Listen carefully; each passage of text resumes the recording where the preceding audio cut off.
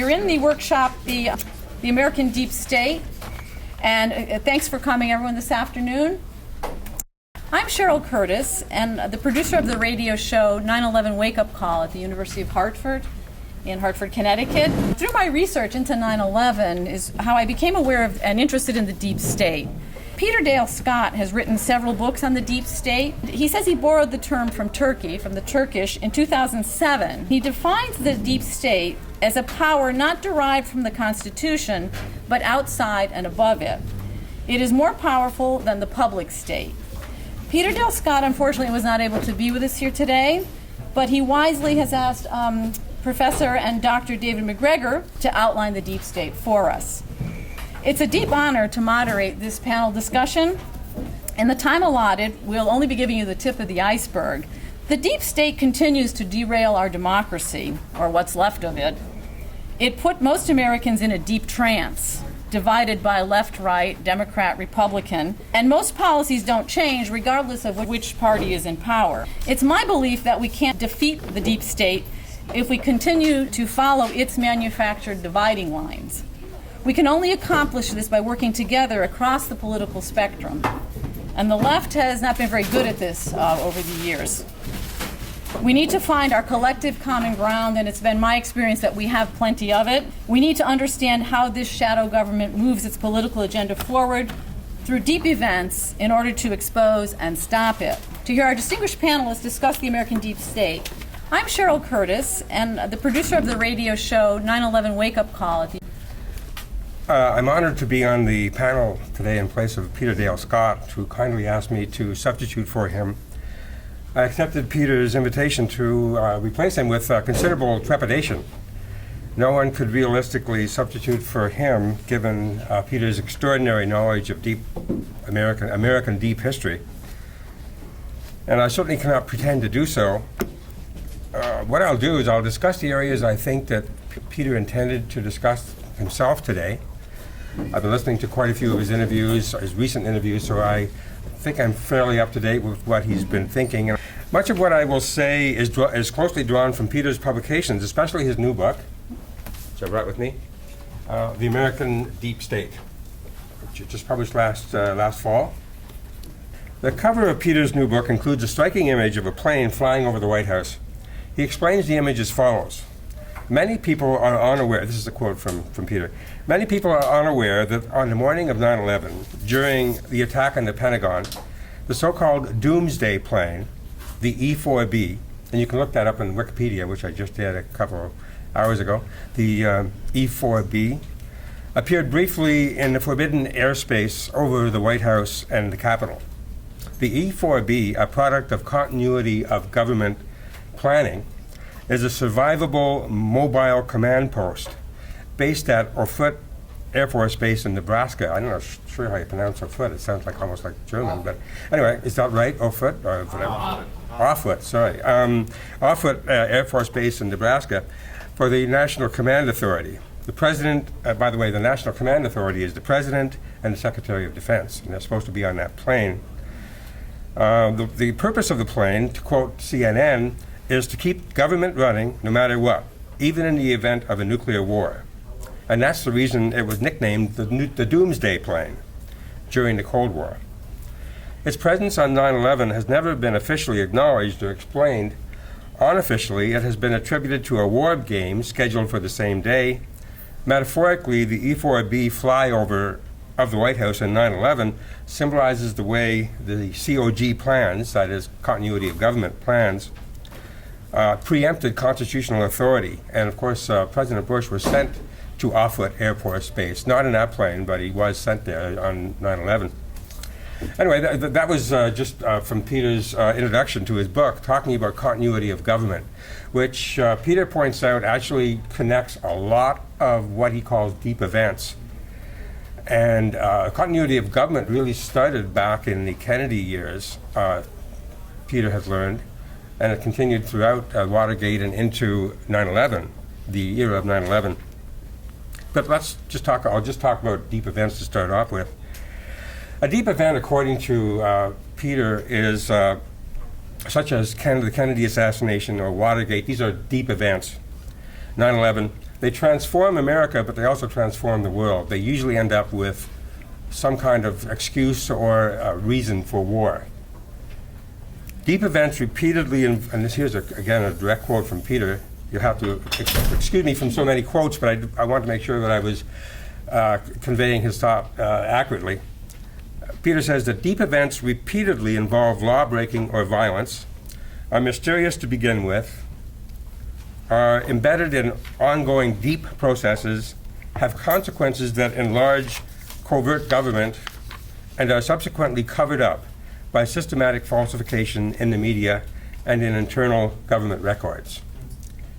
Structural deep events, as he calls them, structural deep events such as Kennedy's murder, which opened the way for the escalation of the Vietnam War, or Nixon's removal by deep forces which breached democratic barriers to a renewed Cold War in the USSR. And 9/11, of course, unleashed a terrible series of wars in which we are still involved 15 years later, almost 15 years later.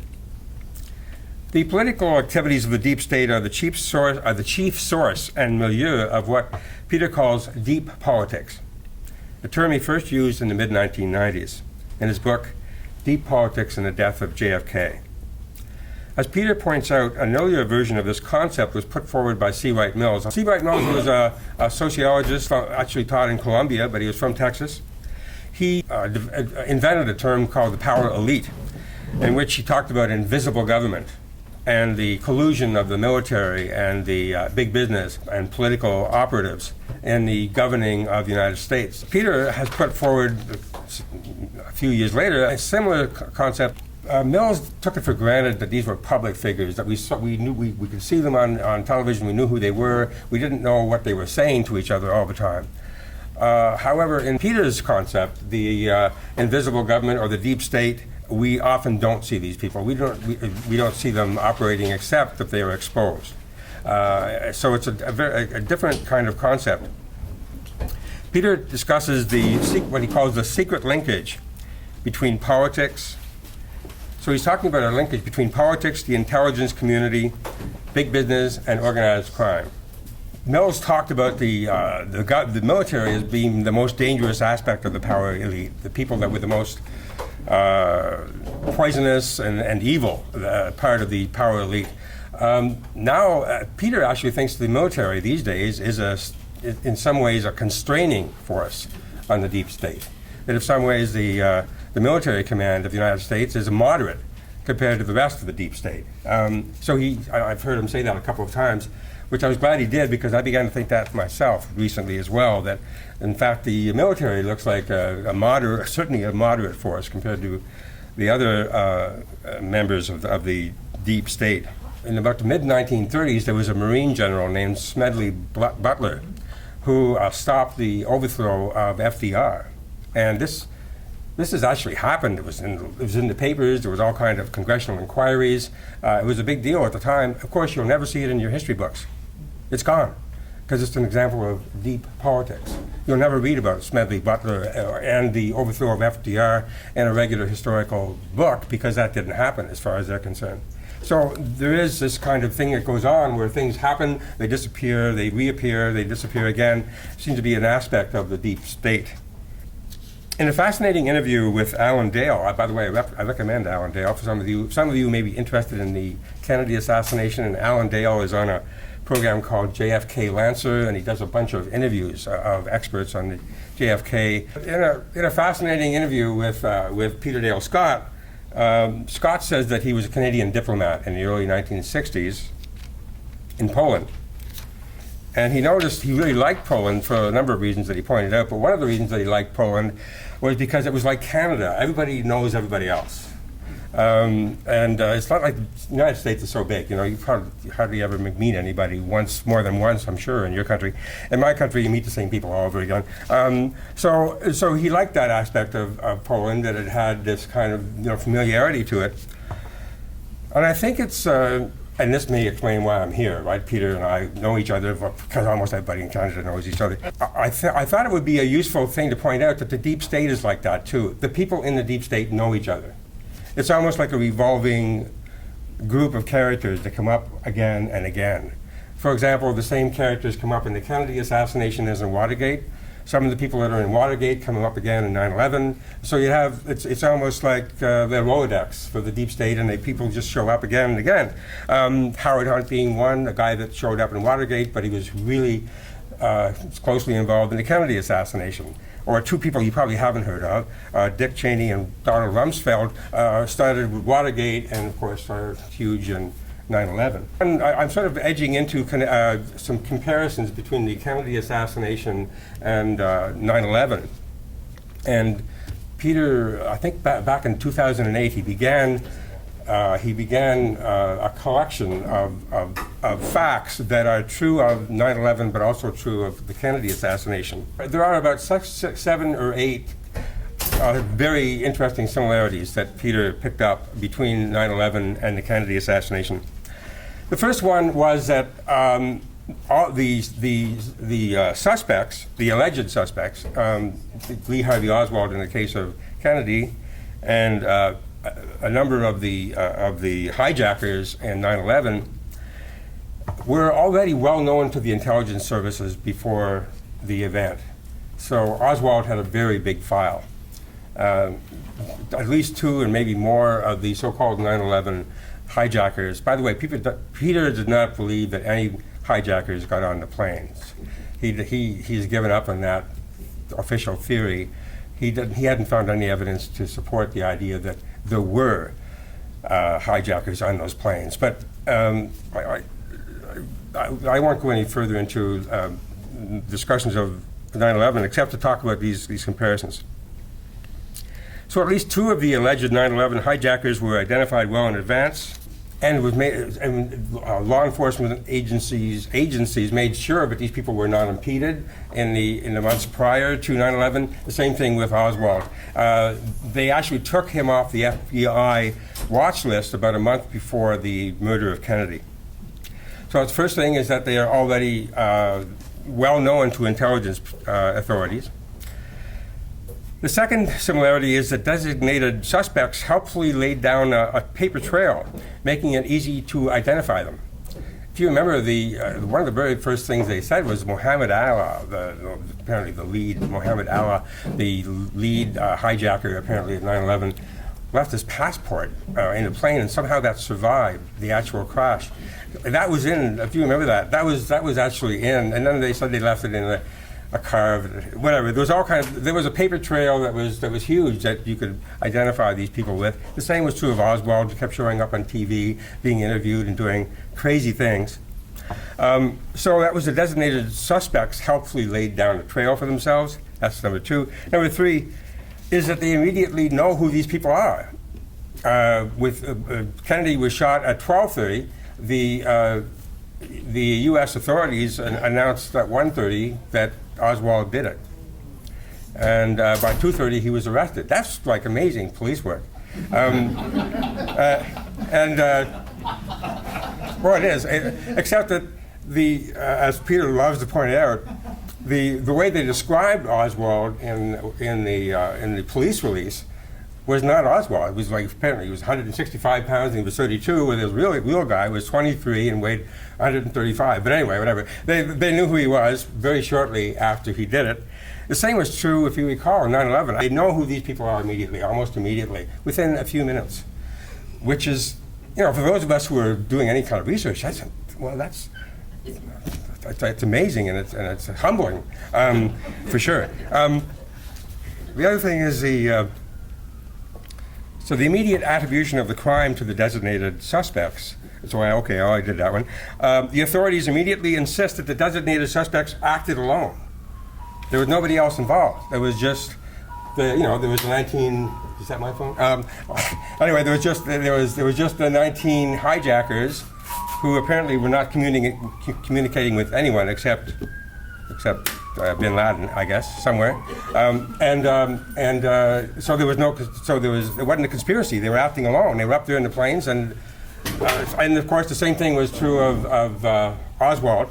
He was acting alone. Although at the very beginning, Peter talks about the double aspect of the Kennedy assassination. For the first I'm not sure how long, but maybe for the first day, maybe for the first few hours, they were suggesting it was a Soviet plot, and that Kennedy had been shot by Castro in favor of the Russians. They gave that one up after a few hours, and they put another one in. But Oswald was always the suspect. He just had different reasons.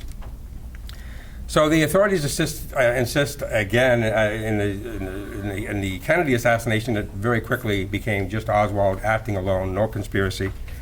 And of course, the same is true of bin Laden, who was supposed to be so rich and so powerful, and that he could do anything he wanted to do, including attack New York, and something the Russians were never able to do. And they were probably going to do. Why didn't we think of that? 3 planes, we could have just blown up the United States, and it would have been so easy. But bin Laden had certainly an extremely amazing abilities.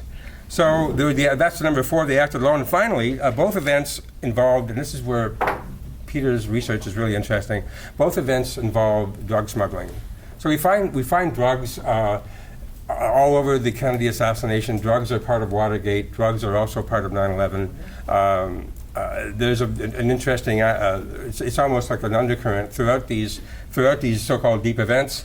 The notion of drugs in these kind of operations. The Kennedy assassination involved Cuban drug smugglers. In terms of the conspirators, in terms of the Kennedy assassination, you begin to find drugs as connections with drugs. One of the first things that happened when the United States went into Afghanistan is that the production of heroin increased, and they began to use drugs, of course, to further destabilize Russia. By putting all kinds of cheap drugs from Afghanistan into Russia. But so you have really kind of this aspect of drugs is always a part of deep politics. Global drug operations supply off-the-books funding for activities of intelligence agencies such as the CIA. I was talking to someone last night at a party, actually at Russ's place, it was a very interesting conversation. We were discussing why was Kennedy shot? Who are the prime suspects? And I used to, and I'm sure Peter did too, is we were both skeptical that the mafia was an important part of the assassination. Certainly they were an aspect of it, but not an important part of it. But I think lately Peter's beginning to see the mafia as more important in the Kennedy assassination than he thought they were before. Not that they were the ones that controlled it, but simply because the mafia is almost a total tool of the CIA. And so that when Robert Kennedy was investigating the mafia activities, he was getting very close to uncovering some of the things the CIA is involved in, i.e. their very close partnership, if not symbiotic relationship with the mafia, which goes way back to 1948 in Italy. But anyway, in any event, so we had these the connection of deep events and drug smuggling. And let me just talk about how illegal drugs are involved. First of all, illegal drugs provide motivation and support for the criminal empires that are useful tools of these secret government agencies. Trade in drugs is a source of riches for the world financial institutions. You may have read those reports a couple of years ago that suggested that some of the major assets of the banks after 2008 were actually drug assets. That was how they stayed afloat. So we have something that Peter called the financialized plutonymy, the ruling class basically of a financier ruling class, which depends on drugs or uses drugs in its finances and its networks of domination. Finally, the drug trade is a key facilitator of disrupting economic development in the third world. I'm not sure how far Peter would go to say that, but we usually have drugs are used to fund terrorists, to fund overthrows of leaders. They turn out to be a really good way to, for example, get rid of Gaddafi or to get rid of Saddam Hussein. We usually find that those kind of overthrow efforts are financed by drugs and helped by drug networks. Anyway, thanks very much. I enjoyed this. Russ has investigated a broad range of topics for some of the world's top mainstream and alternative outlets. At Who, What, Why, they've also done extensive research and reporting on the Boston Marathon bombing that I don't think you'll see anywhere else right now. Russ will talk about how the media has been co-opted by the deep state and how difficult it is as a mainstream journalist to tell the truth about deep events. We talk about the deep state and the media. So last night we had a little party for some people who were coming in from out of town, and I invited a cross-section of people, some of whom were attending this conference and some of whom didn't know about it and would have been mortified by it. They all had a good time, I think, interesting conversations. One of the things that struck me afterwards was I went out for a drink with a fellow who writes for some of the major magazines you would have heard of, has some best-selling books, and he looked literally terrified.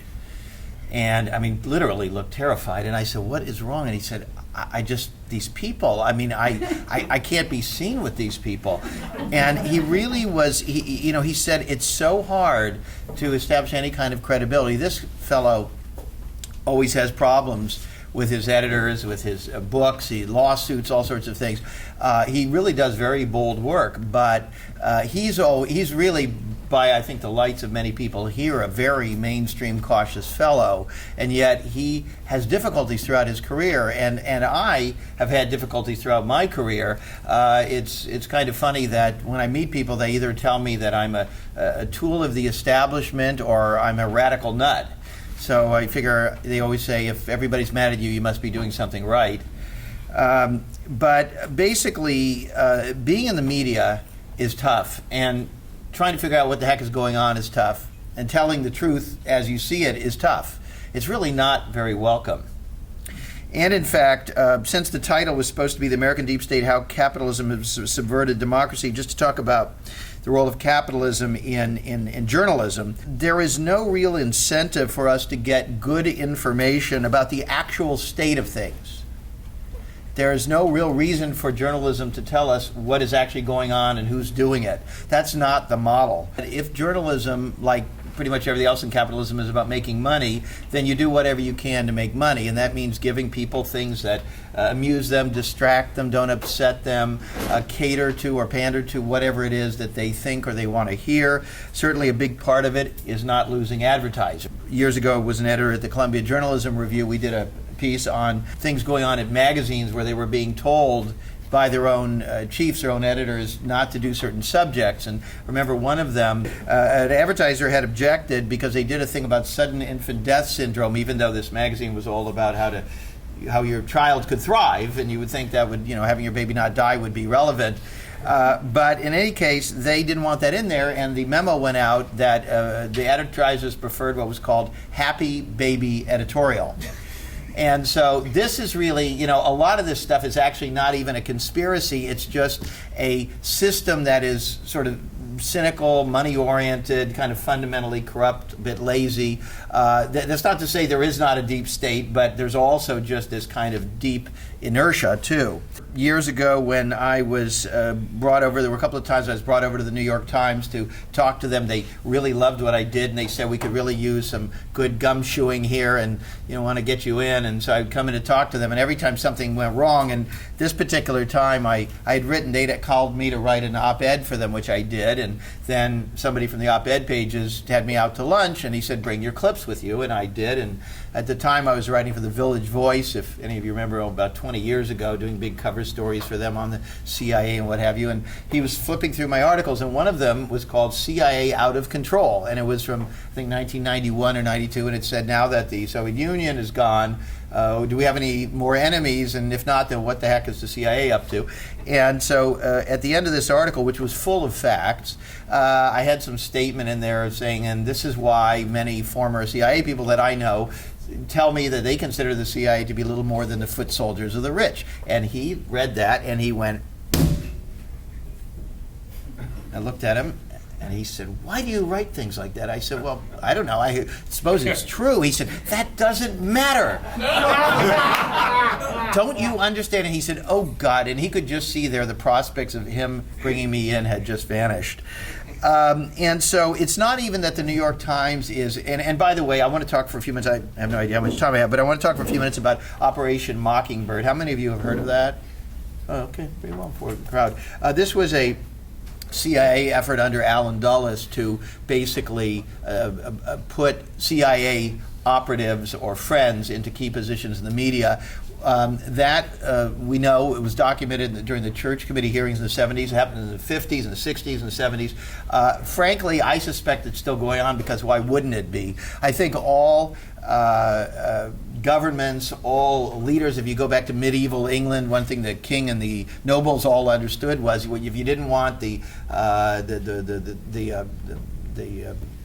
peasants and the townsfolk and so on coming at you with pitchforks and bonfires, you needed to sedate them, you needed to threaten them, you needed to co-opt them, do all these different things. And you also, it was very, very important to know what they were talking about, and then to make sure that what they were hearing was something that was favorable to you.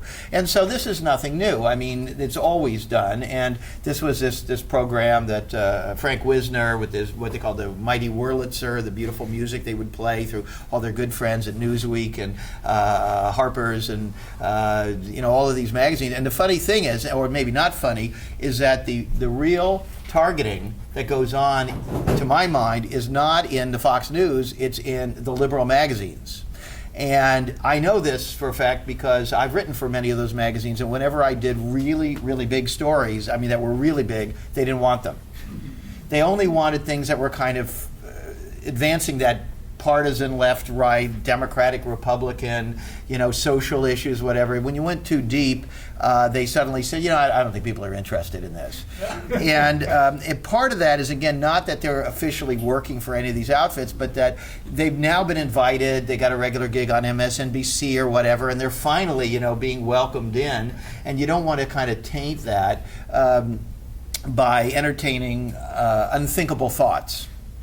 And so the machine grinds on, and people are kept in what I consider to be a sort of a fantasy state. And I have to say, and this with all due respect to everybody here, I think that this conference also is in a fantasy state, but it's in a different fantasy state because it's very fragmented to everybody's interest group and whatever it might be. And listen, I support the rights of every group everywhere in the world, but the truth of the matter is we have really serious problems like looming fascism in this country, possibly the end of life on Earth due to climate change, and the fact that we're so fragmented, I think, serves only those same interests that have always dominated.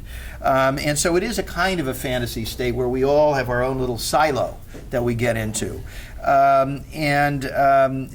myself have experienced a number of things, and maybe if I have time to talk for a few minutes about some sort of deep state stories that we've done. I got so frustrated with the narratives being inadequate. I couldn't imagine, I'd say, well, why is George W. Bush even president of the United States? It just seems crazy.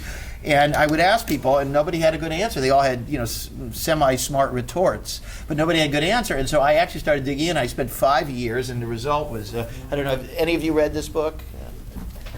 And what I did was I discovered there was a whole other narrative behind the rise of this family, and it had to do with the deep state. And that's how I got to be friends with Peter Dale Scott, because I discovered this whole analysis I wasn't even aware of, that all these people actually do know each other. They all go to school together, the same prep schools, they vacation together, they live in the same enclaves, and some of the families literally go back, I kid you not, 300 years ago. I found some Bush family person in Rochester, New York, doing land speculation with people connected with George Washington. It's quite amazing. And of course, when you know people, you know them, and then you know them, and you know them, and you know them as the years go by, and you always talk to each other about how things are going. And so, I don't view it as a kind of a cabal like in Eyes Wide Shut with people wearing hoods and doing incantations, although they may well do that also. But it is a way of life and a value system. And so a couple of the stories and then I started an organization called Who What Why, whowhatwhy.org. We're a nonprofit organization, and we do news online. We're small. We don't take any ads, so all of our money has to come from, as they say, readers like you. But what we're trying to do is to dig into things that just seem really strange. So, for example, one thing that seems strange to us, when I wrote about the Bush family, I discovered stuff about the Kennedy assassination. I I always thought Lee Harvey Oswald did it. I don't know where I was, but I thought, I didn't know anything about, Martin Luther King. I thought it was James Earl Ray. But when you start looking at these things, you do see it literally, the FBI is involved, the same people, et cetera, et cetera. They're all weirdly similar. Like my friends in Hollywood who write screenplays, they'd all get thrown out for writing scripts like that because it's too predictable. And so we started looking at all these things, and one of them that we looked at was this Boston Marathon bombing. How many of you have a question or a doubt about the official narrative? Okay, some of you. Okay. The thing was, they again, the FBI is invincible, as David was saying. I mean, they got their man almost immediately. It was like, put up a video, does anybody know who this is? We've caught him. Okay, now you can leave your homes. And I just thought, wow, that is just amazing. That because, there's always this testimony how the FBI screwed everything else up. Remember this? Their crime lab got everything wrong. Their experts lied or were incompetent. The agents were browbeating people. The reports are full of misspelled names of suspects. And yet, when it's really difficult, they always get their man. And I remember that I got an email from a guy named Emmett Salem, who's you may remember him from the World Trade Center bombing, the first one. He was the FBI guy who was inside the plot. And then he actually taped himself talking to an FBI handler, and he said, well, actually, we did the bomb. He said, you guys told me to, and they go, well, never mind. So he read our articles about Boston, and he wrote me a note. He said, appreciate what you're doing, which is interesting. But my little joke is that the reason the FBI always gets their man is because it's their man. They know him.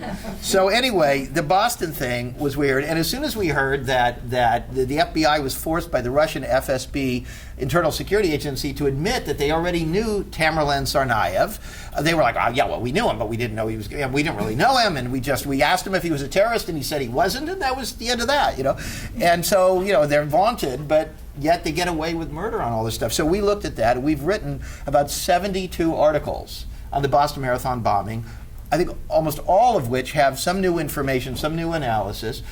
We have a growing audience that reads it. I was profiled in Boston Magazine. WGBH Boston interviewed me a few times. So the mainstream media respects us and what we do, and yet they kind of say, isn't that a little like grassy knoll? Are you maybe a little, And then privately they're like, listen, I got to get it on the air somehow. And so this is what we're dealing with. And these stories don't get picked up by the media at all. And in fact, if you read all your favorite publications out there, none of those lefty publications, I don't think one of them mentions any of this stuff that I'm telling you. And that's why I don't trust them either, because they're not doing real journalism is where you don't have a dog in the fight. Real journalism where you just scratch your head and you go, I wonder what that's about. I wonder what really happened. It's not that it serves your ideology, because that's bull. That has nothing to do with journalism. Journalism is like, is it raining outside or isn't it?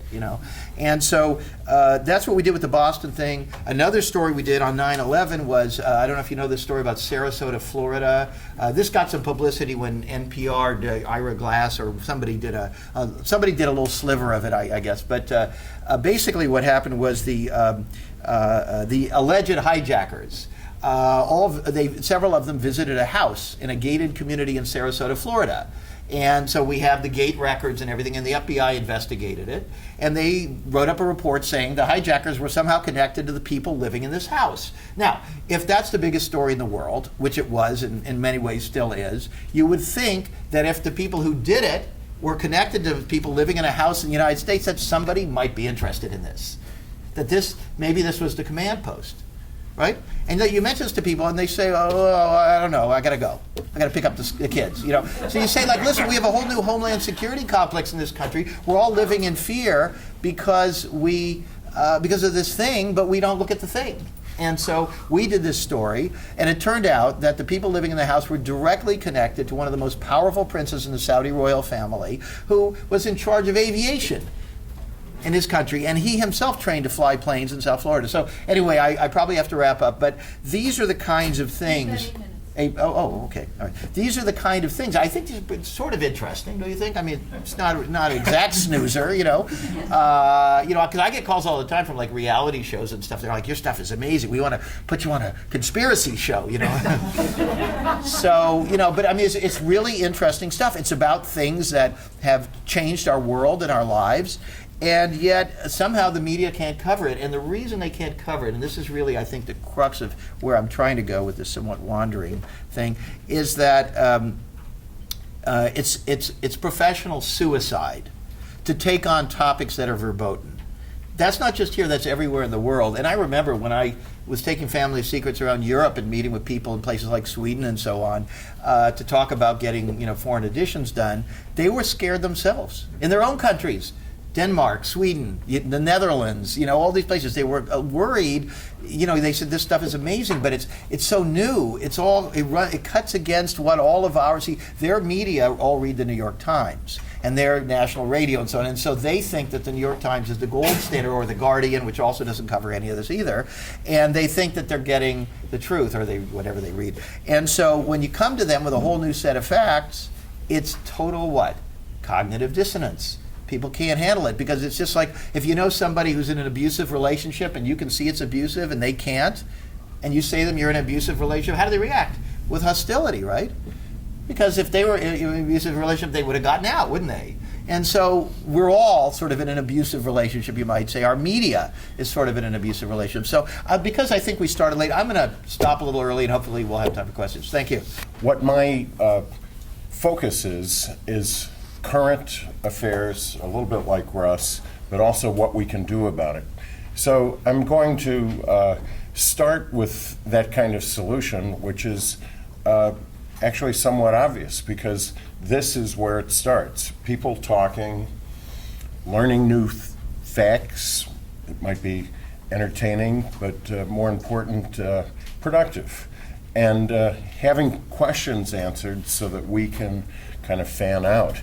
And I'll just say that my own education on many of these topics is built on going to many seminars, conferences, listening to other people, reading books, but also I've got to take my hat off to Cheryl, a radio host, David, and some others who have kind of taken me gently from my focus on Washington affairs, national affairs, in areas that I thought I knew about and could make a contribution, and reminding me that there are areas like 9/11 where we all have to be citizens. We all have to educate ourselves, and we shouldn't be in what Russ called the silos. And at a conference Cheryl organized just a couple months ago at the University of Hartford, I said, well, it's kind of my coming out party on 9/11 because, while I have 15 books on them, I haven't read them all, but then I thought, well, what's the magic number? 16? 17? Or do you have to read 12 of the 17? No, we all have to care about these very, very big issues that, as Russ mentioned, the media really can't get into. It's not just the economics and the advertising, it's the control factor. So I'm going to get into a little bit part of my story, but also right into current affairs and how the control factors actually work in the media and in law and in business. And let's start by saying, for brevity, we say the CIA did this, Operation Mockingbird, the propaganda operation, or other things. My investigation step by step into Washington politics and some of this history indicate that the CIA, when you think about it, when you research it, is really the handmaiden for what might be called the deep state. Some might call it Wall Street, some might call it the military-industrial complex, or some combination of it. But if you look at, for example, the Dulles brothers, Allen Dulles and John Foster Dulles. John Foster Dulles was the Secretary of State. Allen Dulles ran the CIA. And you'd think, well, okay, they're kind of government officials. Actually, their real function was as Wall Street lawyers for the most prestigious and powerful law firm, probably in the country, Sullivan and Cromwell here in New York, whose clients were at the more or less Rockefeller, Harriman level, and their companies, and the J.P. Morgan Bank level. And so, and it's still the case that much of Washington is populated by lawyers who might hold a government position, but they're really the operational arm for these people in the deep state who want to stay in the background. Going to current affairs, by the way, I'll just add that many of them are actually part of the media because they own it. So, for example, I've recently been looking at how many people came out of the Office of Strategic Services in World War II who went on to big jobs in the media. And it's many, many people at many of these organizations. And many ended up at the CEO or publisher level. Here's a few examples. William Paley, Scotty Reston, a longtime Washington bureau chief of the New York Times.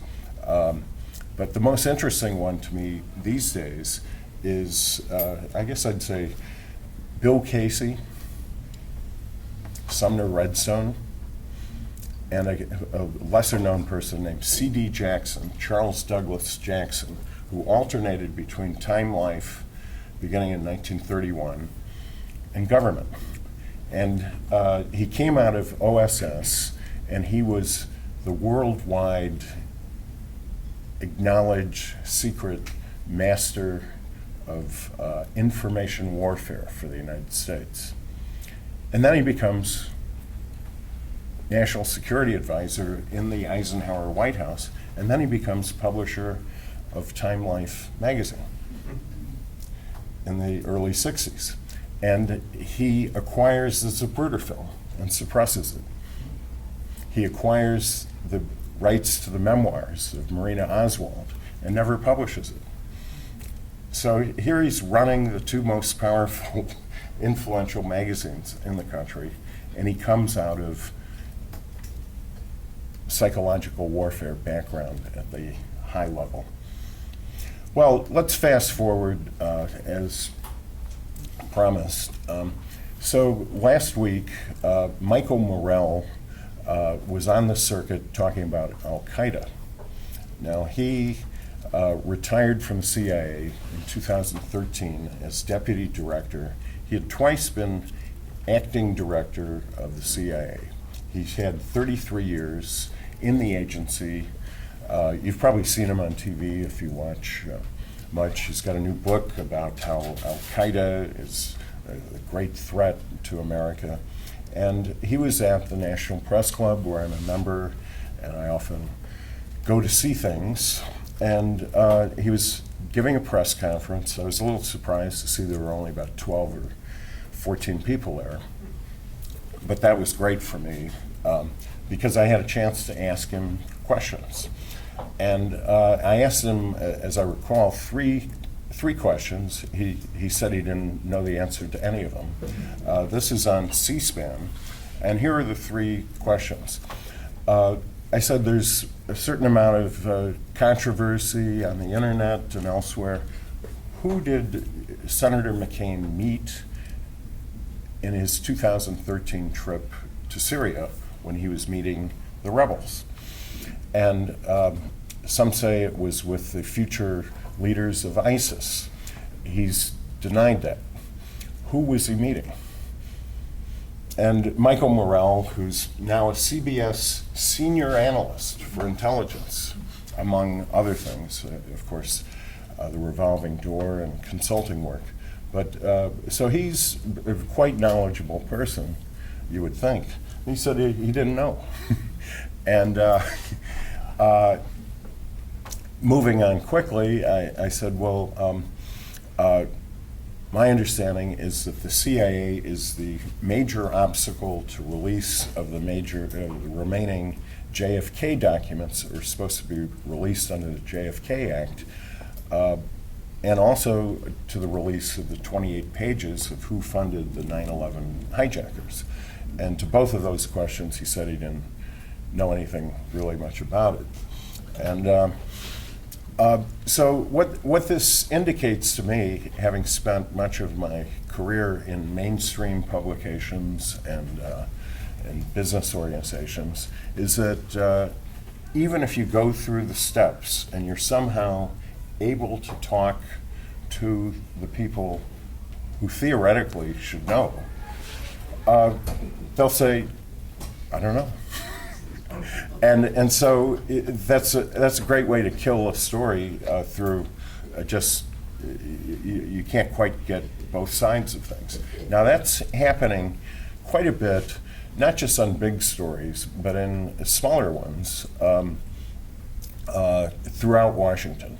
And something that's happened not just there, but across the country, I hear from my colleagues, is that we have the public information officer is inserted between reporters and newsmakers.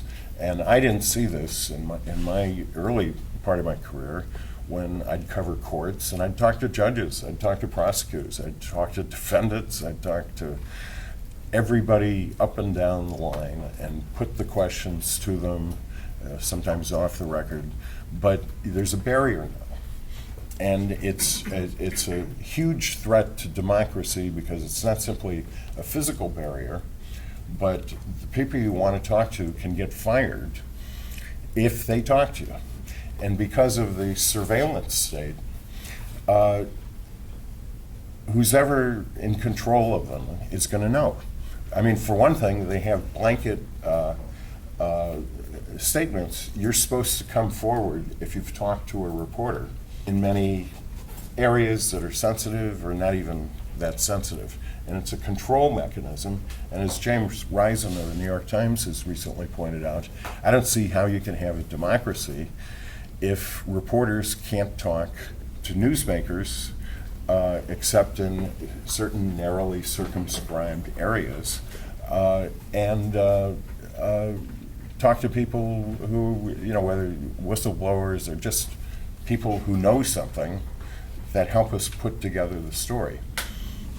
One of the things we can do is help each other out, overcome these silos. And so one of the most effective things I've seen positive is the Moral Mondays movement. How many people know what that is? Okay, and I spent a lot of time a year ago in Selma with Reverend Barber, actually about 5 days, at the big Selma March about 14 months ago. And I heard his description of it, and the brief description is that if each person advocates on their issue, silo fashion, people aren't going to get anywhere. But what they've done quite successfully up to a point in North Carolina is have, let's say, the people who want better pay for teachers, don't have the teachers advocate that. Have the seniors advocate that. And have the teachers advocate for the prison guards. And have the prisoners' rights people advocate for the seniors. And so you have a web of coalitions. It helps in that case that many of the people are willing to go to jail, at least briefly, for nonviolent protests. And they were laughed at the beginning. They made quite a bit of progress in North Carolina. I'm going to talk a little bit about Alabama in a couple contexts here, but they started the same thing in Alabama, but people went right back to their own silo mentality, and they didn't get anywhere in Alabama because it was all their organization and being very isolated. Here's the other thing I'm going to mention about Alabama. It kind of led to my, along with some other things, but a major import was we were looking at people unfairly prosecuted or people who are not prosecuted at all. And one of the major cases in the country, human rights violations, is Don Siegelman in Alabama. How many people are at least briefly aware of him? Okay, well he's served as governor from 1999 to 2003. He was very popular in a red state. He was a Democrat. In fact, he was potential presidential material because he had built these coalitions. He was quite popular. And he was immediately investigated by the state attorney general beginning in 1999. And he was relentlessly prosecuted, imprisoned. He's still in prison for actions that happened in 1999 that most people, reasonable people, would think are not even a crime. But it totally destroyed the Democratic Party, which is almost bankrupt, but also has, it's a moral calamity for this country of why and how he was prosecuted. So that led me into what I call deep researches.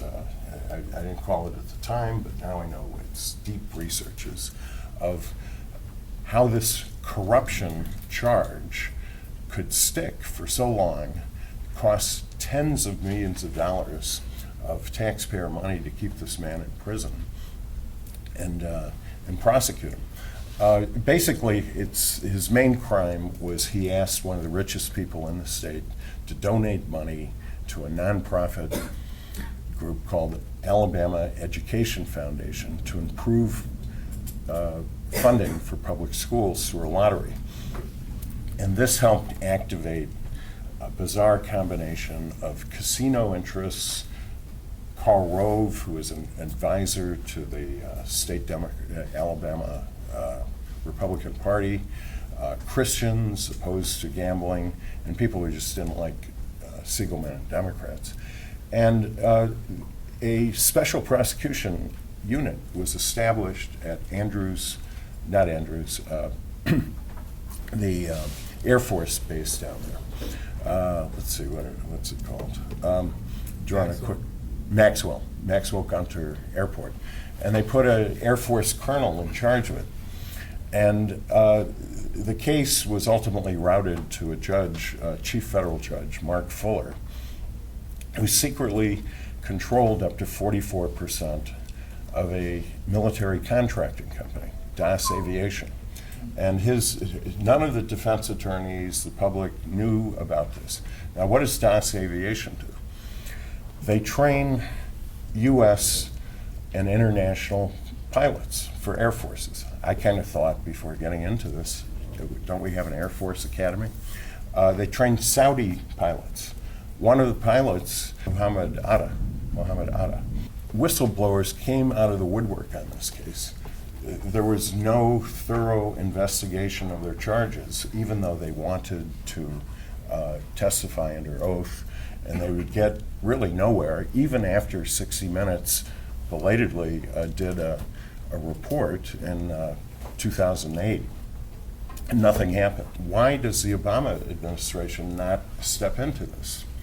And ultimately, that led me into many of these other areas, including 9/11, but also the theme of my book, Presidential Puppetry, which is looking at control mechanisms and grooming of elected candidates, penetration of not just businesses and the media, but even churches and the military, by those who have a certain loyalty to the CIA, but it's really ultimately to this deep state apparatus, even when their official job title is in business, religion, government.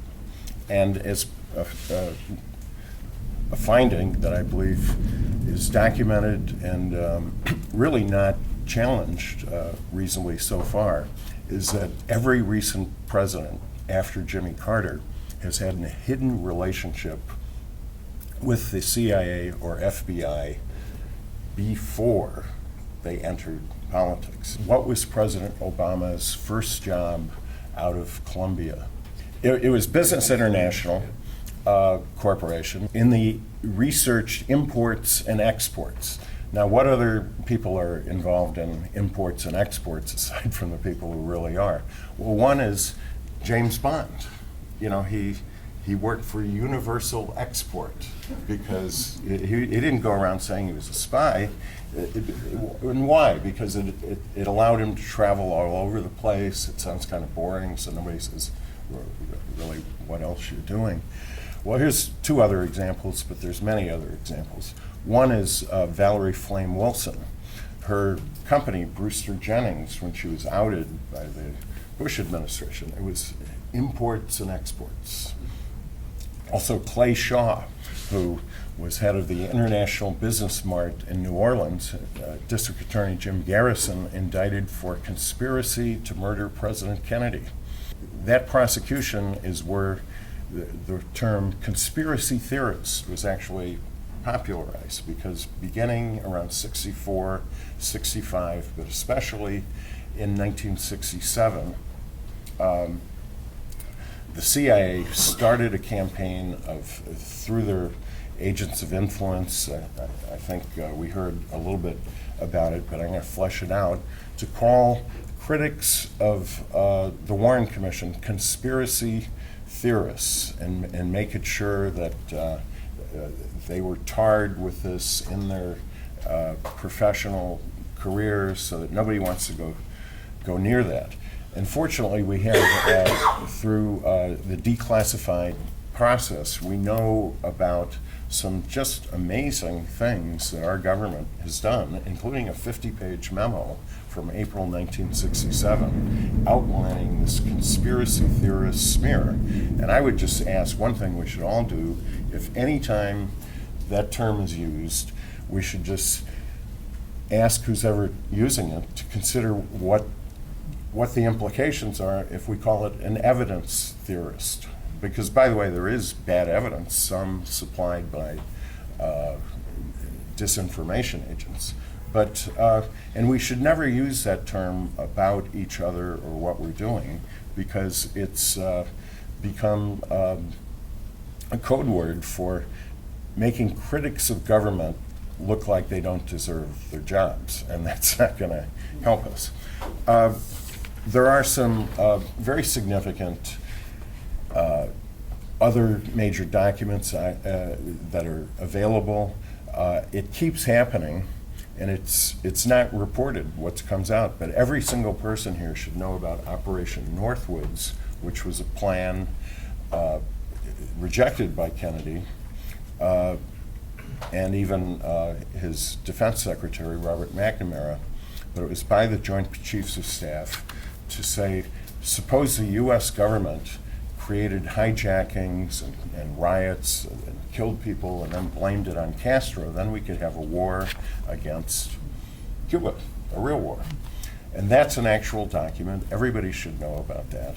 And when people think about something like 9/11, Iran-Contra, and many of these other things, it's right there. Now, I should have done this a little earlier, but a new document that some of us who investigate JFK have recently come across, and most people have not seen it. It's available in the Mary Farrell collection. But this is October of 1964. It's a memo distributed at the high levels of the FBI.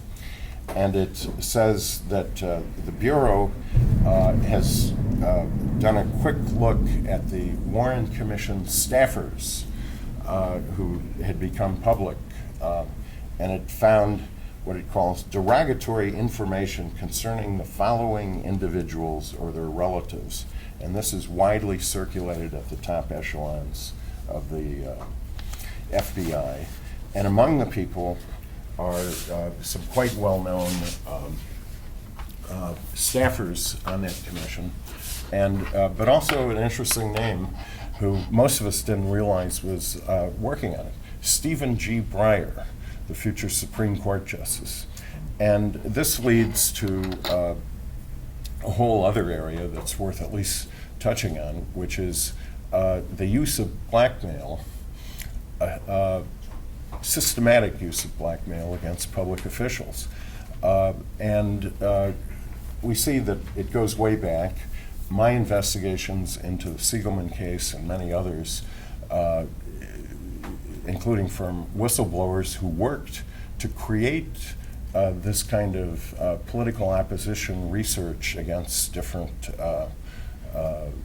elected officials indicates it's still quite widespread. So no matter what your issues are, there are in place blackmail operations. Gerald Ford was being blackmailed. That was why he was put on the commission and named as vice president. He was feeding Hoover the confidential reports, and that Gerald Ford, the future president, himself changed some of the diagrams of Oswald that later became public. A number of current figures who they've researched blackmail files on, and it's used for pressure on political issues. So no matter what your issues are, Woodrow Wilson is obliquely complaining in a quote about, in effect, the deep state. And what he doesn't say is that he was being blackmailed himself by the Wall Street figures who helped fund Teddy Roosevelt to split the Republican vote and have their puppet, Woodrow Wilson. So we have a long history of this that's not at all apparent. That led to his change from being a high school wrestling coach to a political career. And that story was written, it never got anywhere, but suddenly he's indicted for $3.5 million in blackmail. But the question is, how does he get so much money to pay $3.5 million when most of his career is in government? But two, and it's only coming out now, hints of this, but we've got to know the general theory of it as we make our own decisions. We should always have out there, I haven't written hardly any of this sex stuff, but we've got to know the general theory of it as we make our own decisions. Now, the best part of an event like this is hearing the questions and being hopefully able to answer them, or at least think about your insights so we can all make progress in some productive ways. So thank you very much. Thank you. So any questions? Yeah, David. Yeah, a question for Russ. I can't imagine why the guy in Boston pleaded guilty. Why you pled guilty? Yeah. Well, so that is a fascinating issue, and we have so many other things to talk about. I won't go into any detail, but just very briefly, to us, the Boston Marathon bombing case is a active deep state event happening right in front of our eyes. It's being missed. This fellow, not only did the two brothers have FBI connections, their uncle was married to the daughter of one of the top CIA officials responsible for strategy in Chechnya, Dagestan, all these countries. There are many, many issues. The government told us that they acted alone, that there were no Confederates, and yet he's under something called special administrative measures where he is prohibited from speaking to anyone, not to reporters, not to anyone else. He didn't seem to have any choice in who his lawyers were. His lawyers pled him guilty. They basically told him he had no choice. We are told by the family that they told him that they believed he was innocent, but they had no hope to be able to overcome this overwhelming public sentiment whipped up basically by the government. But anyway, it's an issue we could talk more about. It's a very, very important one. Thanks. Okay. Les. FOIA request in Florida about the Sarasota company FBI documents, which wound up with a treasure trove of 80,000 documents being delivered to the court. Are you following this at all? The Florida Bulldog? Yes, the story we did that I referred to was a kind of like a partnership with the Florida Bulldog, and I was just down there, just had lunch with the editor of the Bulldog. Basically, they've been very dogged in going after documents, which is a key thing. A huge trove, a judge, a somewhat sympathetic judge, has gotten a huge trove of documents that he's going through, and it's going to be very, very interesting to see what happens. But this, I just want to say, this whole issue of the need to demand documents, and by the way, the government is making it more and more difficult for us to get documents. Every year it gets harder, and they find reasons. And the typical line they always use is, there's an ongoing investigation, and while there's an ongoing investigation, we can't give you things.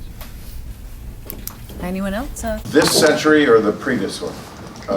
So you're talking 15 years? The country. 18th century. The beginning of the country. Founding of the Oh, country. well, probably not in my view, although I'm sure, you know, there are historians who could make a case in that way. But I would recommend a starting point of reading about the Opium Wars in the 1840s and so forth, where the British, with some complicity of other Western powers, including the United States, wanted to open China to trade.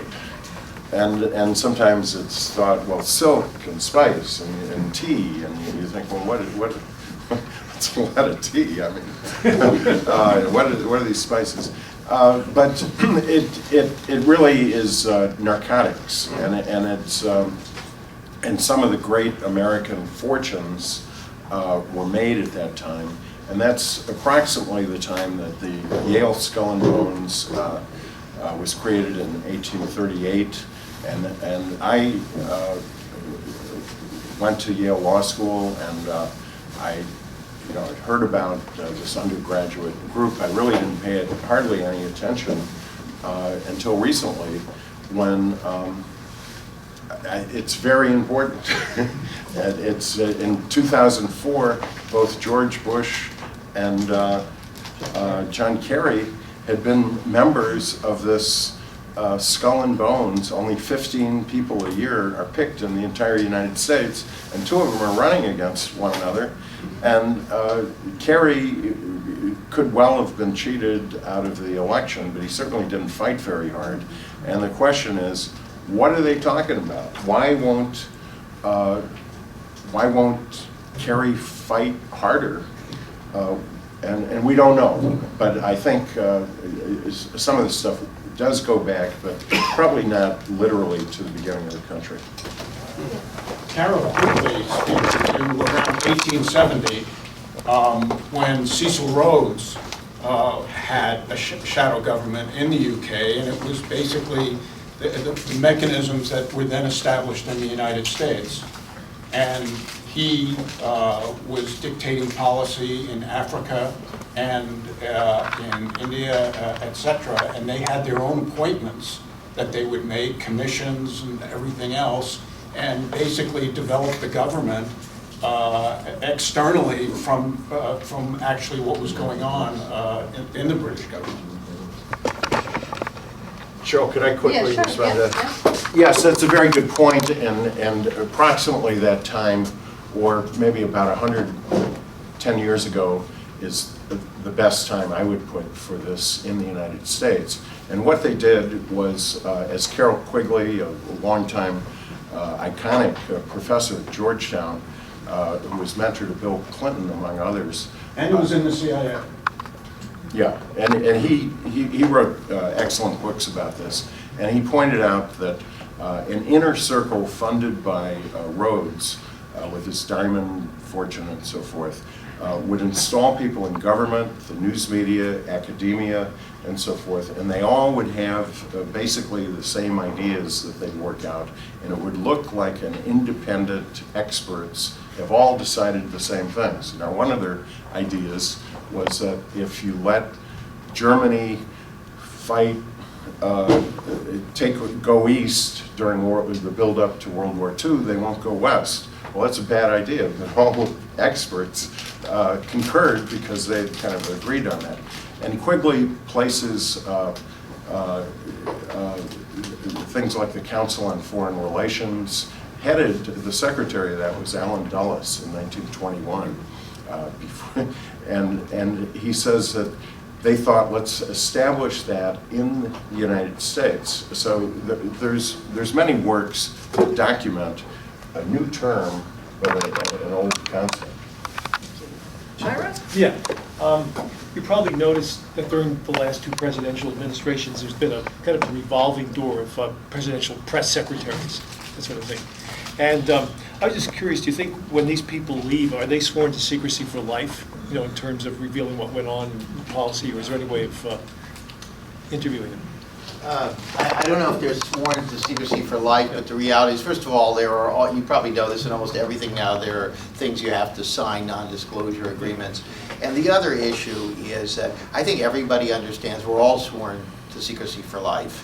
And I talk to people who work in police departments who are retired, and they can't talk about what I did when I was a police officer. I mean, basically, we live in an atmosphere of pervasive fear, and people are worried about their families, and they're worried about their reputations and how their grandchildren will view them. And this is a very, probably the most effective mechanism you can have, is just this understanding that better not talk about any of those things.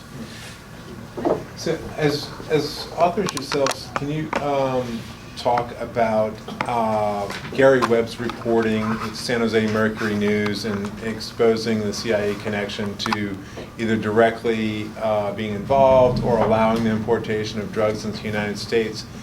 His reporting, I read it when it came out, and I was at the Defense Language Institute at the time in Monterey, and it was unbelievable detailed reporting. I mean, he's doing the flight logs and the airplane serial numbers and matching them to Air America from before, and he was just trounced by the mainstream media. And I'm just wondering, if you could talk about the veracity of his reporting, but then also the mechanism of the mainstream reporters, that if you talked about the person who's over at parties, like, I can't be seen with these people, my career will be over. Well, I'll give a quick example because I've looked into this. One is this is far more of a hot button third rail than probably even certainly JFK assassination because it's just so outrageous, but it's so important that he had to be more or less taken out in a way. And I'm not talking about physically, but sometimes people can get so demoralized that they do things to themselves. But here's the main point I wanted to make, is that I came across the name in my researches of Shelby Coffey, who, like most people in the newspaper business, you think, well, he's very eminent, and he's a very handsome-looking guy, and he had these big jobs. He's editor-in-chief of the LA Times, I believe, and he's now vice chairman of the Newseum. And when he was at the Washington Post, he did some, or actually, I think it was at the LA Times, they did some monstrously vicious debunking, they'd call it, of Gary Webb. And I just look at that and I think, okay, he punched his ticket, Shelby Coffey, and they're now eminences. But just like the great novel All the King's Men, you got to look, how did they get to be eminent? What do you have to do to be eminent? Was there someone in the back? Did you have a question? Yeah. I'm interested in the subject of the placement of people within societal organizations that are placed there by the CIA. I was reading in Fletcher Prouty's book, way in the middle of the book, that this practice started way back in the 50s, at least he was aware of it, that and he would come across people in the military or in the State Department, or that someone would be attached to this as a liaison to this particular part. And the liaison would stay, and everybody else eventually there'd be a lot of turnover, but then the position would be held by the CIA. And it's interesting that he said that, because from what you said, now placing people within news organizations, it all seems to have grown out of a pattern that they established back in those days. Now the second part of it would be about Peter Dale Scott, who in this particular, the back channel was established according to an article I read, it was a synopsis of the book, that there was a certain kind of back channel that was developed out of the nuclear Holocaust planning. The COG network was there in order to have continuity of government, but the bureaucratic nature, what is your view, the bureaucratic nature of the so-called, we're talking about the deep state, but we don't have a clear, we don't have a clear idea of what that is. So I'm bringing a couple of examples forward that indicate that there's a certain aspect of it is something that has been built into these bureaucracies. Can you get a question for him? Yeah, that's what I'm asking. Okay. I'm saying, what is your view of the deep state? How do you conceive of it? And these things that I'm bringing up, does that seem like any kind of a vision, a concept of what it turned out to be?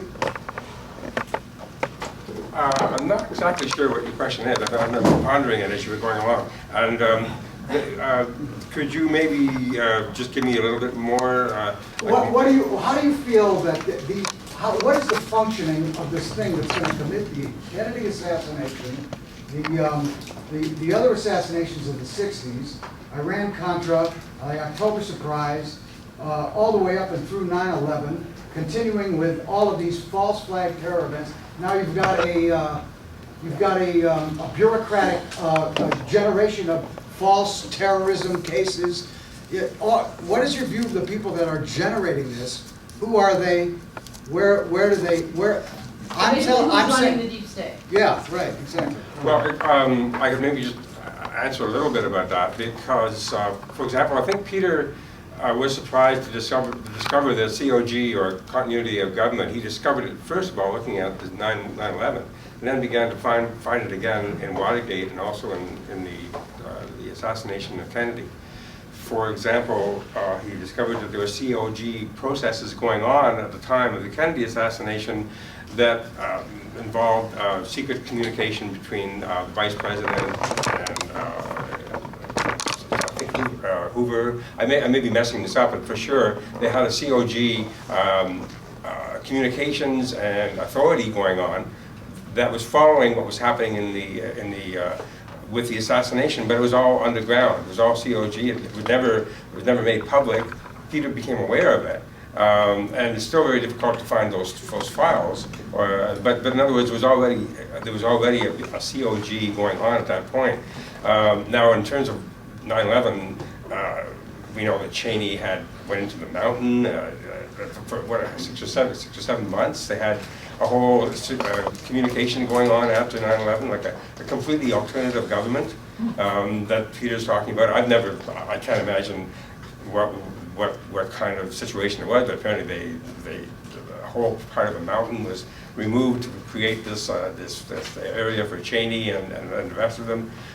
So which again was all very COG, and also involving some of the same characters, like again Cheney and Rumsfeld, who we see go back in Watergate.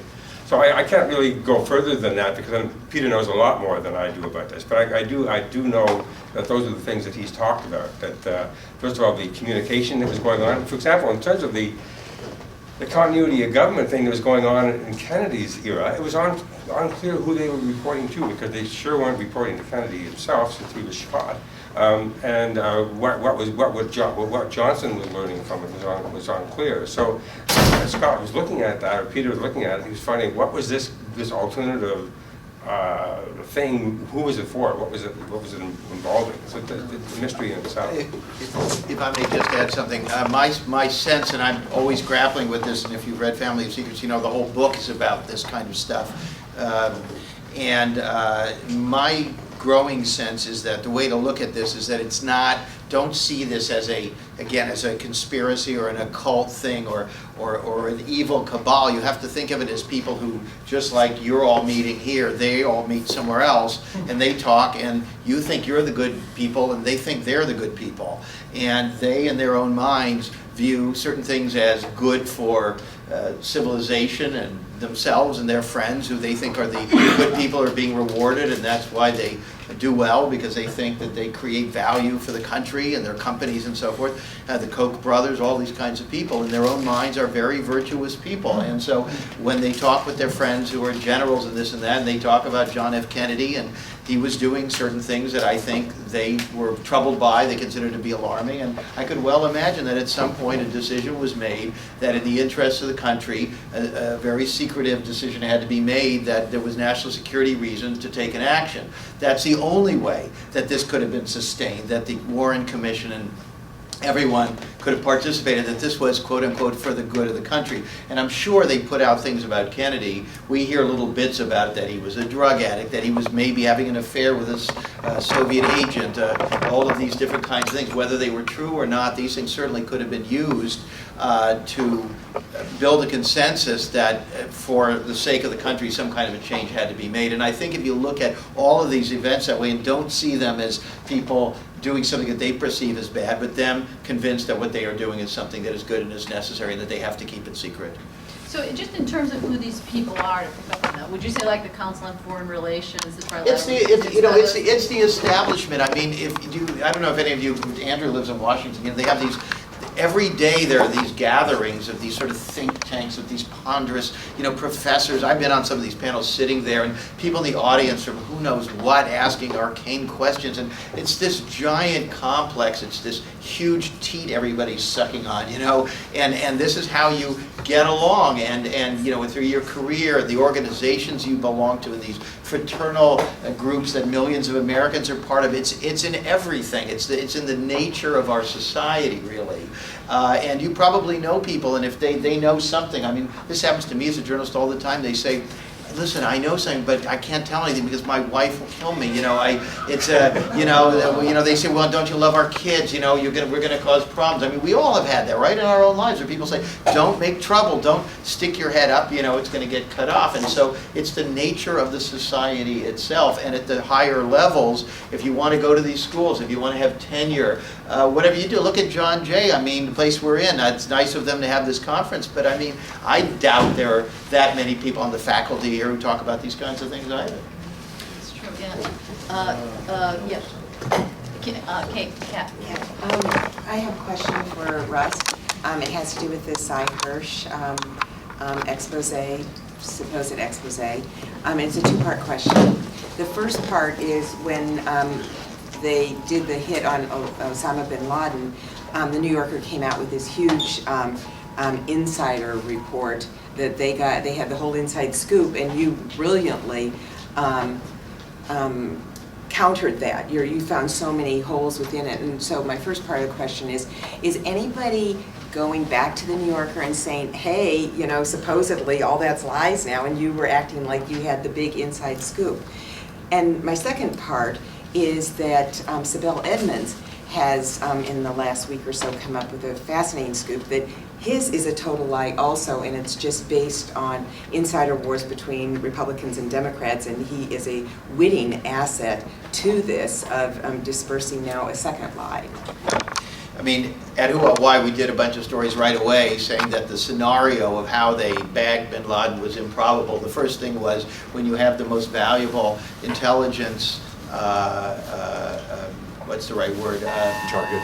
Target, yeah. By the way, that's just them telling us that there's flooding outside, so it's not a nuclear war that we can talk about.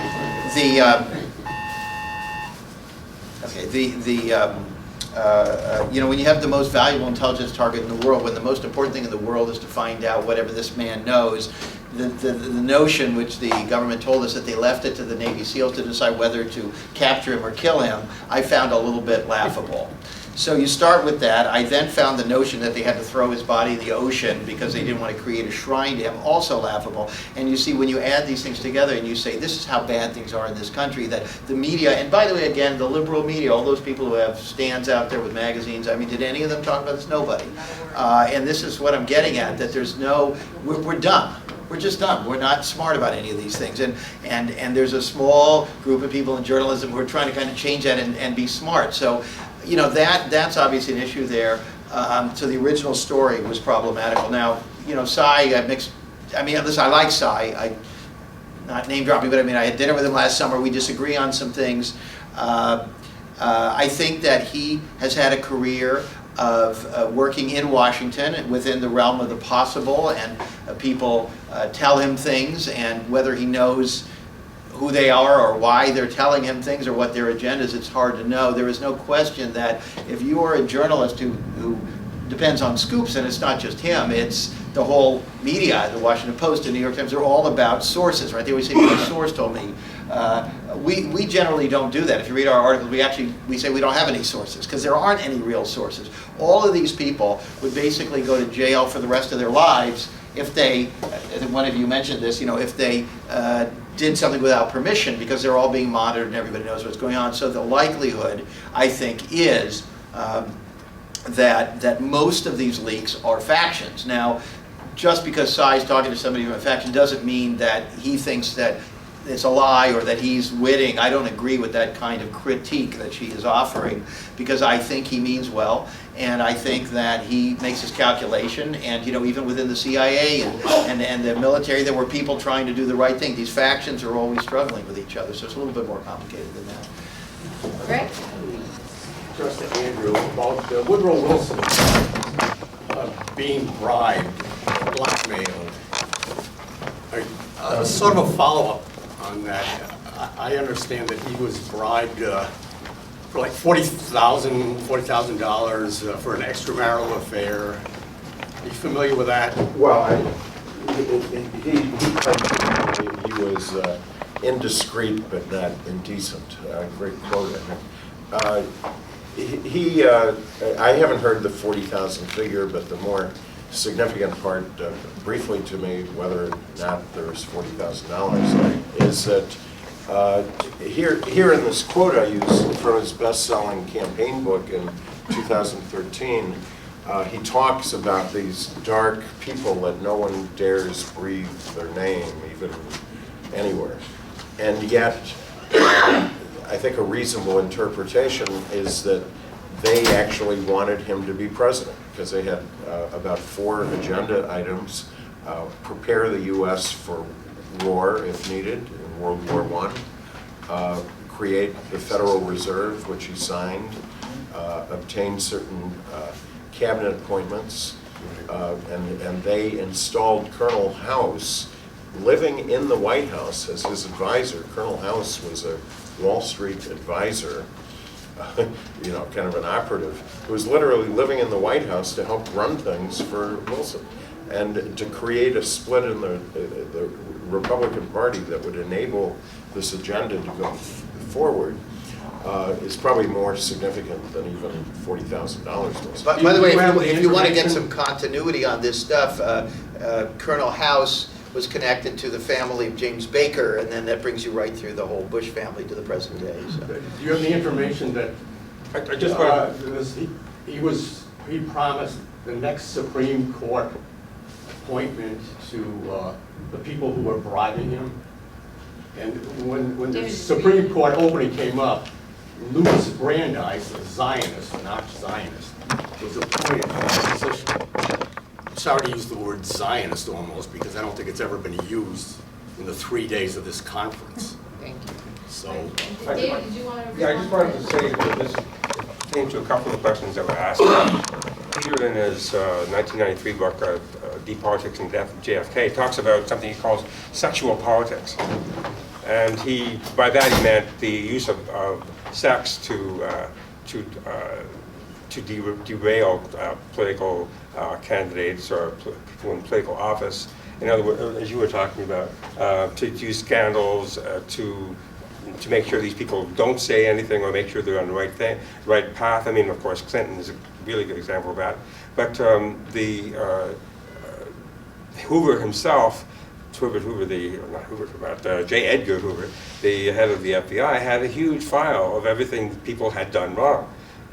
So he was able to coerce or blackmail any particular politician that he wanted to. He had all these FBI files from forever. And all of us, probably even including myself, have done things we wish that we hadn't done. And the FBI, the CIA can use those facts against any kind of politician or public representative.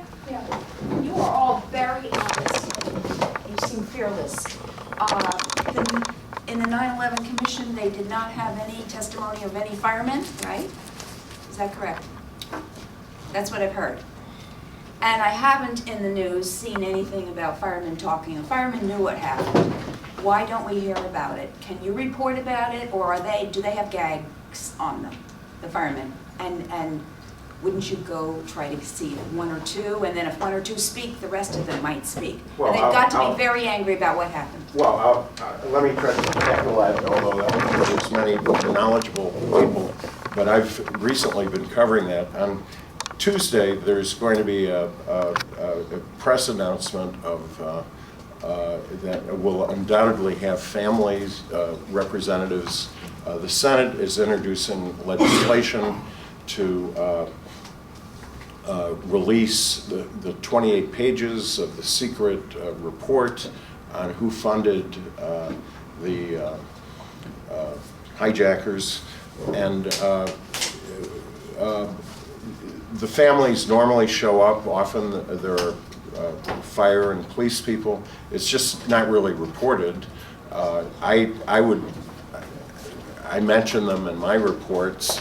Some other people do. I'm sure Russ in his reports would. But it's a blip on the screen. So and the commission, you have to understand that commission was run by an iron hand by someone who later went to work for Condoleezza Rice, the staff director. And we see that model in many of these commissions where it's the staff directors that are running the thing, the big names are the fronts, and they go to a predetermined conclusion and they don't dig into things. So Yeah, I think, but we know that, but what about now? Can't we see I've seen obituaries from months and months in The papers, firefighters, but not the firefighters speaking about what they have happened. spoken out. You can see them on YouTube. They have a website, Firefighters for 9/11 Truth. But you're not going to get anybody in the corporate or even the alternative media like Amy Goodman to talk about this. Can I answer that? So, yes, David. Yes, Graham McQueen wrote a peer-reviewed article for Journal of 9/11 Studies, where he analyzed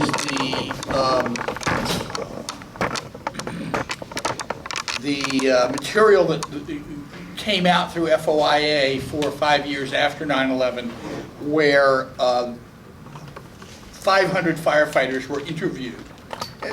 His count is that 118 firefighters reported hearing explosions, and he does quote many of them. And I'll be happy to email you a link to that if you be in touch with me, and I have a question if possible. I just want to say also, it's just kind of interesting because we're talking about the Kennedy assassination, I was, and also 9/11. Peter has pointed out that in the case of the Warren report, at least it was 26 volumes. There were pictures, there were documents. Maybe some of them were distorted and some of them were false, but nevertheless, it was 26 volumes, pictures, and whatever. What we get in 9/11 is a novel, basically a novel. Written by somebody apparently in Mississauga, Ontario. They learned their lesson. Huh? They learned their lesson. Yeah, exactly. You don't give the 26 picture. volumes was not something they wanted to repeat. Yeah, so it's not just the firefighters. There's nothing in there. It's basically it's a stream of consciousness. Gentleman way in the back. Deep state extends from world historic events like 9/11 all the way down to day-to-day operations on the street. And it's important for people in this room to know that because you will very likely be targets. The targets are activists, the targets are investigative reporters, the targets are whistleblowers, and again, the deep state operates throughout the system, throughout the city, throughout the country.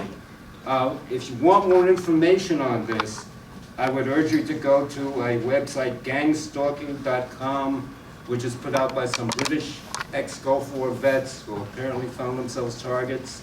Fightgangstalking.com, former U.S. military vet who apparently found himself a target. And you can get a lot of the details about how these operations work. It's so myriad, I won't even begin to go into it here beyond that. Thank you. Yes. Last summer, in answer to the lady's question, there was an organization formed to do an investigation on 9/11 called New York Can. And New York Can put together a petition that was signed by more than 35,000 people to put a ballot on last fall's election in New York City so that there would be initiative and approval by the voters to conduct a technical investigation primarily centered on building number 7. They excluded the rest. That basically had to get on that ballot, there had to be a court process to challenge whether or not that could go on the ballot, and they challenged the petition's signatures. I was on the 4th floor of the Board of Elections at Adams Street in Brooklyn, along with a whole host of other people, reviewing the challenges to the petition, of which there were many, and we went through those, correcting what those superficial challenges were, things like an address or a signature that didn't look the same, or a name that didn't include a middle initial, and so they would systematically throw out the people who had responded for the petition for very superficial reasons in order to get it below the threshold associated with whatever the ballot requirement was. In that room, on many occasions, and I met a lot of the people there, these were not.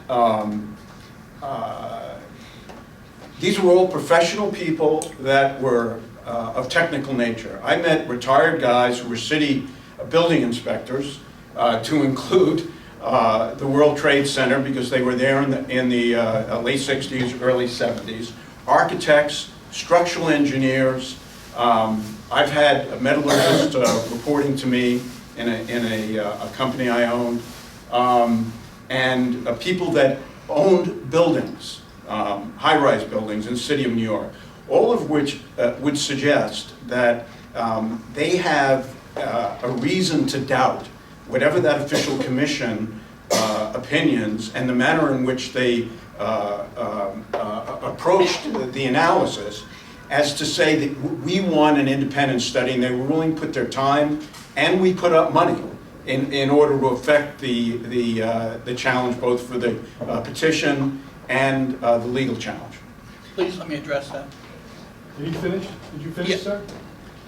Yeah, in ending, de Blasio was against it, and it never made the ballot.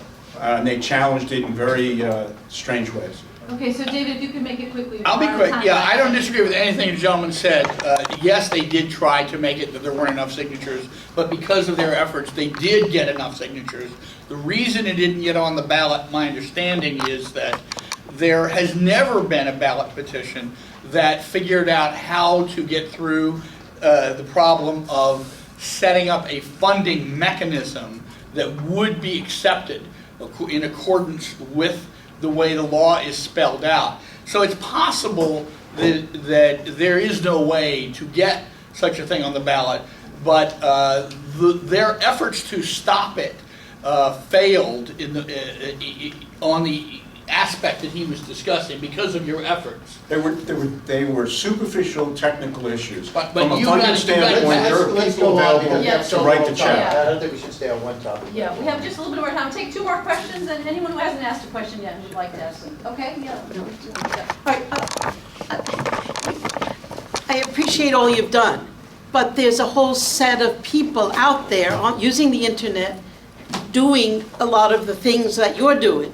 And I go to these meetings, and essentially we're pointed to the mainstream media.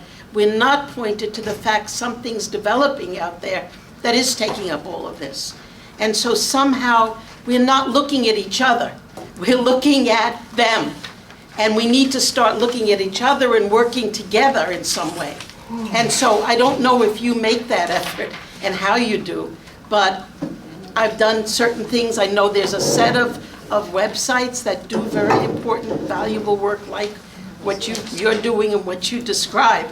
Do you make efforts to help bring that together and to build something so we stop looking at them and we say we do have a different media Well, and developing? we did give out a reading list with websites and things. I don't know if you got one. Well, I'm asking something Yeah. different. I didn't hear that in this presentation. Well, I know I'd websites. like to- Series of comments, because we're almost out of time. If you could just let him answer.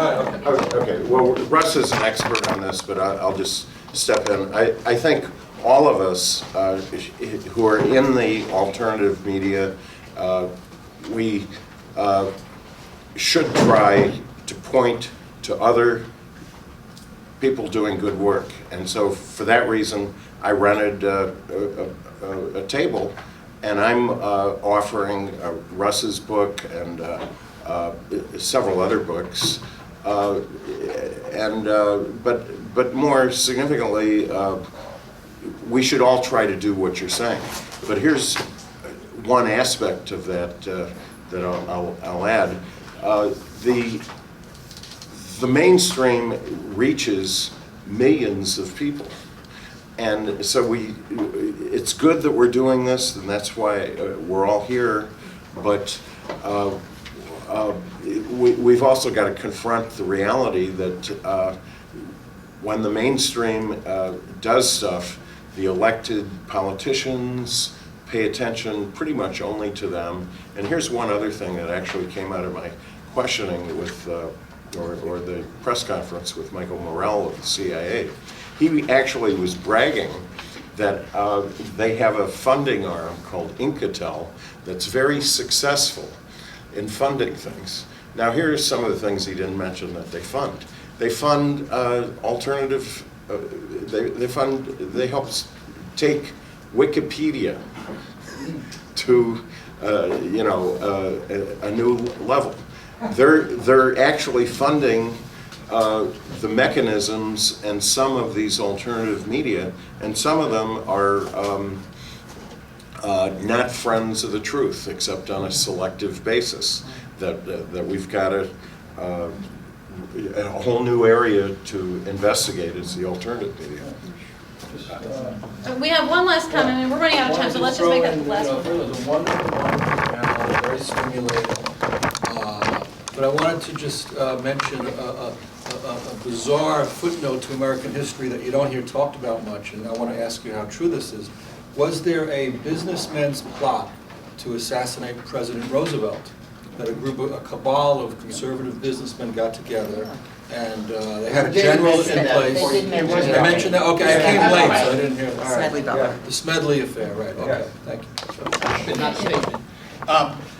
I do not understand why there was no discussion in the mainstream media during the election between Kerry and Bush that Kerry, the one good thing Kerry has done in his life is sent an investigation into the money laundering, which got rid of the Bank of Crooks and Criminals International, which is a bank that W, his opponent, had invested in. And I mean, to me, that implies... What? What's the question? I mean, how can all of the media not have dealt with that during that election? I didn't see it. They made good explanations of why that happens, the mechanisms for that. Yeah, they don't want to lose their jobs. It's they're part of these. But they all know that they couldn't deal with that, is what you're saying. Yeah. Okay. I mean, that's what I think they said today. Well, here's one other thing. Political reporting, it seems very glamorous, but it's one of the most clear-cut stenography jobs that there is in the media, because they're very dependent on what their sources tell them, and commonplace, the story of the day, pack journalism, all of this stuff. And if you stay just along with the pack, maybe slightly ahead, that's a career. I just want to address what Andrew just said, what you said, and what this woman asked the question about. The reality is that most people do not understand different types of journalism. And what you see on the internet, a lot of that I don't consider to be journalism. It's people Talk to me about what it is that I'm seeing on the internet, because I think that's people, not asking me what I see and which is excellent, and taking up the same things you're taking up. A lot of folks Google things, and they put together, they connect a few dots, and they post something on it. And they may or may not be right, but the kind of work we're talking about takes months or years. You have to travel, there are expenses, you have to find sources, you have to physically find documents. It's very, very difficult work to do. It's very technical. And this is one of the challenges that we face, is a lack of understanding to some extent of how difficult and the skill set and the experience and all these other things that need to be brought to bear to do this kind of work. The Boston trial, we saw a courtroom full of people you've heard of from all these places, including The Guardian and Brian Ross of ABC News and so on. Not a one of them, and again, these alternative sites and so forth, not a one of them actually did any reporting or any digging, and so they were there basically to cover the spectacle itself, and they were pretty honest about it. And now, when you've got a Brian Ross there, who is he's defined as what? He's an ABC News investigative reporter, and so what he does is report that has that moniker on there, but may actually be no reporting behind it. Anyway. I'm sorry, we're really going to have to wrap it up. It's way beyond time. Thank you so much for coming out, and thank you to all of the panelists.